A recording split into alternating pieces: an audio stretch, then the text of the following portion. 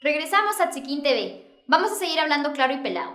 Este momento es para otra temática, una de la que hablamos en el programa anterior y era nuestra solidaridad con todas las vecinas y vecinos que perdieron sus hogares en la colonia El Cambray 2. Vemos cómo esta es una acción que es recurrente cada vez que llueve en Guatemala. La gente más pobre, la gente que vive en asentamientos, en colonias populares, pierden su casa y muchos pierden la vida. Bueno, y como parte de la sección Claro y Pelado, tenemos una entrevista con el arquitecto y urbanista Álvaro Vélez, quien va a compartir información importante sobre ordenamiento territorial, planeación, construcción y la situación general de vivienda en Guatemala. Vamos a escuchar esta entrevista para que tengamos más información.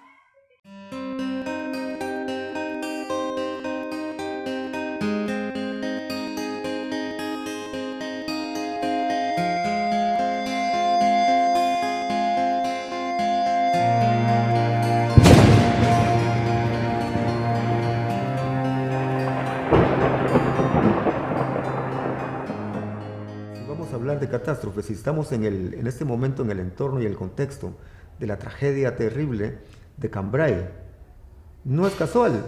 O sea, lo que ocurre ahí tiene una causa estructural y que no es una causa sin culpables, es el segundo punto, sino que hay muchos que se benefician de ese problema.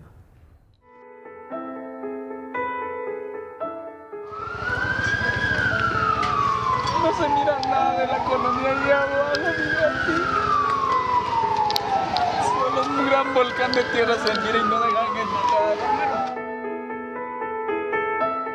Esto no es un desastre natural, sino que es una irresponsabilidad social en el cual las personas con las dos causantes que mencioné anteriormente, que era la falta de poder adquisitivo de un 50%, o sea, no de una minoría, y la no disponibilidad de tierra pública para hacer proyectos de vivienda pública y de interés social, entonces, de alguna manera, el Estado y la sociedad en su conjunto y el poder económico también, que está detrás de ellos, empuja a la gente a vivir en el lugar donde va a ocurrir el desastre natural. Entonces no es natural, hay una responsabilidad política y económica detrás de esto. Espacio, por favor. Espacio.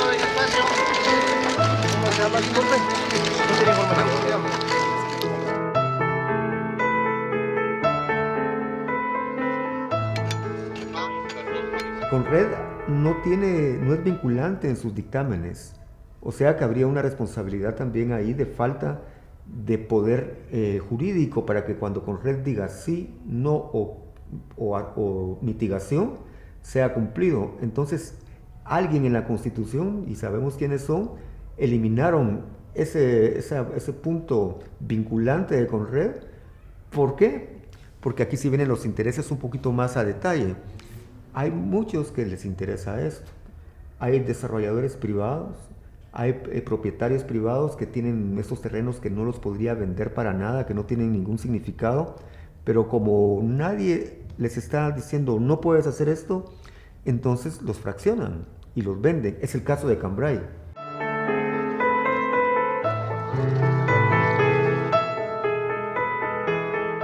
Ese era un terreno de una persona, de un privado, que lo que le interesa es ganar dinero, ¿verdad? El negocio, lo fraccionan, luego esto ya se vuelve una pseudocolonia, esa colonia saca su permiso y licencia de construcción y entonces entra el otro cómplice que es la municipalidad de Santa Catarina Pinula. ¿Por qué? Porque le interesa cobrar el YUSI que va a generar esa colonia y la licencia de construcción. Entonces hay dos cómplices que están ahí.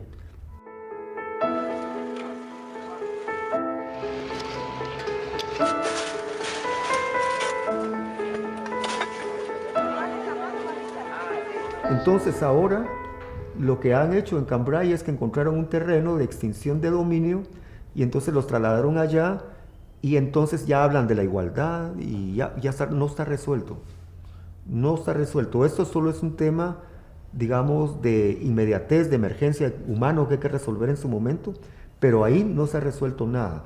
Seguirá persistiendo el problema mientras no se haga un aborde verdaderamente de política pública seria en los 6 temas que he mencionado anteriormente: tierra, financiamiento, política urbana, legislación municipal, ¿verdad? Y crear mecanismos de empresas públicas municipales de vivienda que se encarguen de eso y que no lo dejen en manos de privados.